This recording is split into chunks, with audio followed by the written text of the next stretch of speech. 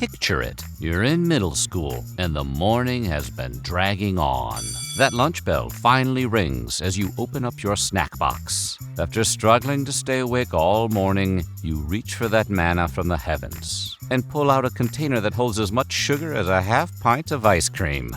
It's juice time, baby! While many coasted through childhood in a veritable sugar haze, it turns out all the fruit punches, apple juices, and colorful elixirs we were throwing back in the cafeteria didn't always have our good health in mind. But how can drinks that taste vaguely like fruit be bad for us? Well, today the juice is loose as we chug down all the Lunchbox juices that were trying to kill us.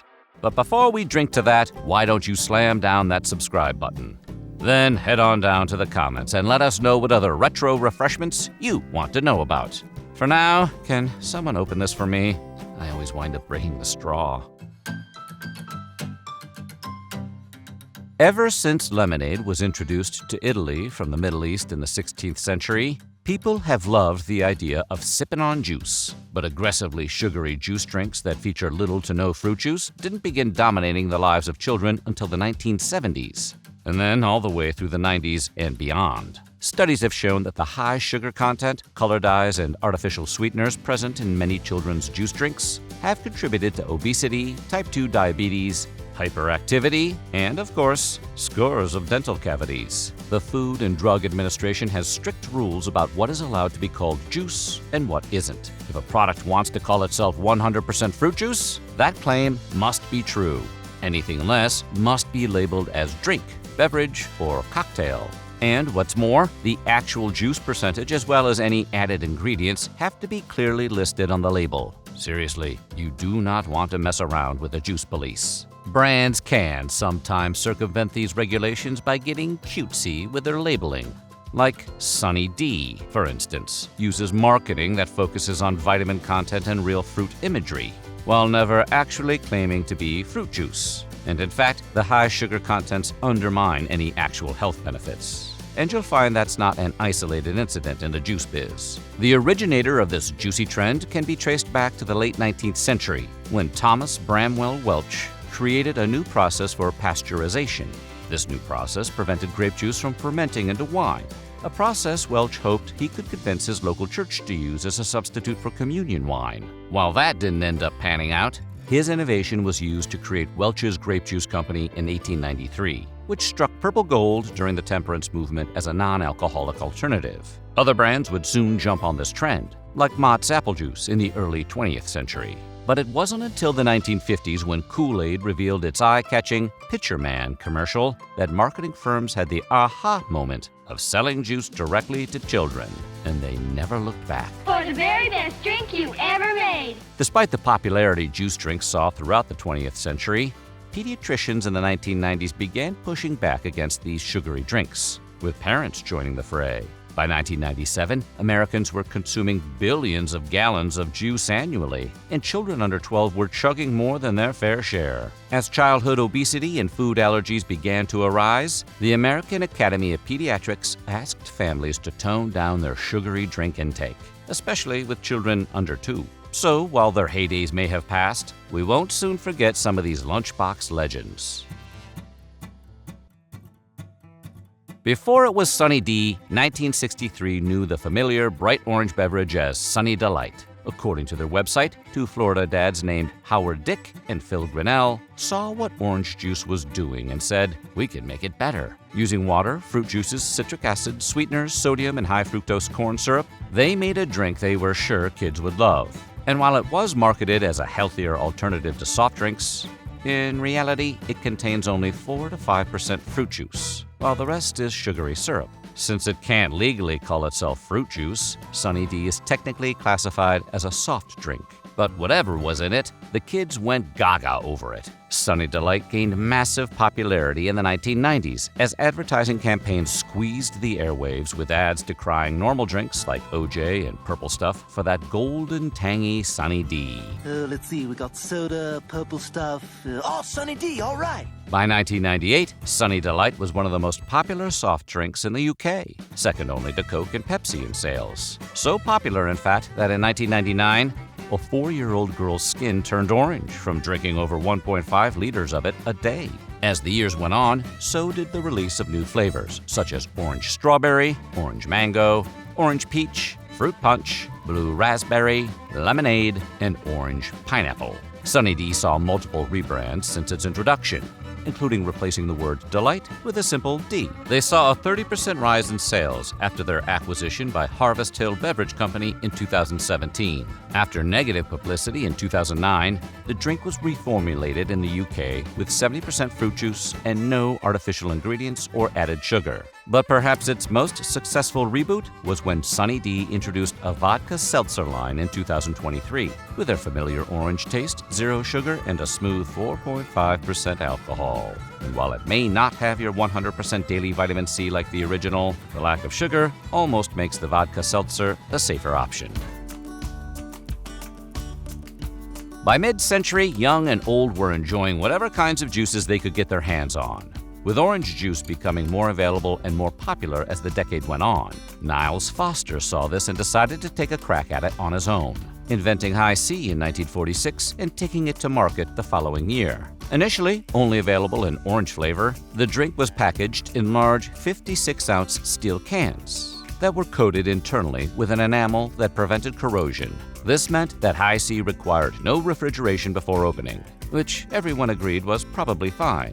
The original formula combined 10% orange juice concentrate with sugar, orange peel oil, orange essences, citric and ascorbic acids, with the High C moniker meant to reference its high vitamin content. After test marketing the drink in 1947, High C was launched nationally, starting out in the southern United States and expanding to California by 1949. The company was sold to the Minute Maid Corporation in 1954 and is now sold in various forms such as drink boxes, soda fountains, and drink mixes. Popular flavors during High C's rise to prominence were original orange, grape, apple, cherry, orange pineapple, pineapple grapefruit, Florida punch, and peach. Specialty flavors were introduced such as Flash and Fruit Punch, Orange Lava Burst, and Torrential Tropical Punch.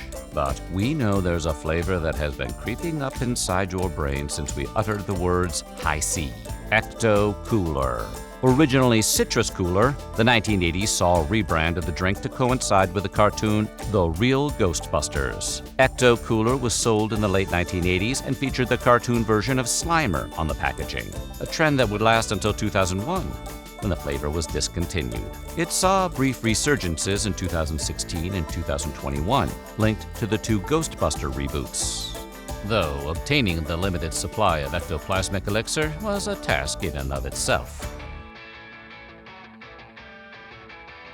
In 1974, a company with the very inconspicuous name of the American Beverage Corporation introduced the world to Little Hug fruit barrels. The ABC was already producing fruit drinks, ready-to-go alcoholic beverages, and cocktail mixers. But with their new 8-ounce barrel-shaped bottles with the foil caps, they created the first single-serve kids drink on the market, and really tapped into something great. A staple of family barbecues and birthday parties alike, Little Hugs featured all the finest flavors a kid could ask for, including lemonade, orange, fruit punch, blue raspberry, grape, kiwi strawberry, tropical punch, and cherry berry, all sized to fit perfectly in one of those blue plastic coolers everyone's parents seemed to have. There was just something about that barrel shape that made them as fun to hold as they were to drink. In March of 2015, the American Beverage Corporation sold the Little Hug brand to Harvest Hill Beverage Company for a whopping $55 million. Harvest Hill was also notable for obtaining both Juicy Juice and Sunny D. Like Thanos collecting the Infinity Stones, Harvest Hill won't rest until they have all the juices. This acquisition saw a toning down of the overall sugar content in the beloved juice barrels, and a renewed interest in the brand overall. Little Hugs even sponsored multiple races at Roush Fenway Racing after partnering with them in 2017. So you can watch a Hug-branded car hugging some serious turns. Little Hugs actually feature less sugar than competing fruit drinks, with a 2013 report claiming up to 75% less sugar. However, the use of artificial sweeteners such as aspartame, sucralose, and acesulfame potassium tend to give pediatricians pause. While these ingredients are approved by the FDA, they remain controversial regarding safety, especially for children. But those little barrels are just too hard to resist.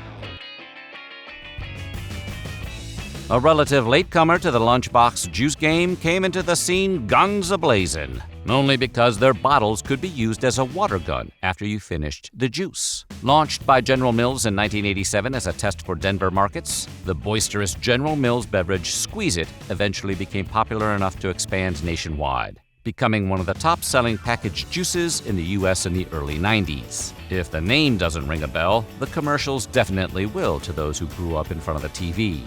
Each hourglass-shaped plastic bottle featured a different distinct character's face, each with their own lore and personalities. The massive marketing campaign introduced kids to Chucklin' Cherry, Smarty Arty Orange, Silly Billy Strawberry, Berry Be Wild, Rockin' Red Puncher, Mean Green Puncher, and Grumpy Grape, later renamed Galloping Grape after an attitude adjustment. And while the style is popular now, Squeeze-It was notable for being the first fruit drink available in a squeezable bottle. Somebody had to invent it. Despite the memorable commercials, the introduction of silly characters wasn't enough to make Squeeze-It a lasting property. Sales began to decline in 1992 and continued steadily downward until they were fully discontinued in 2001.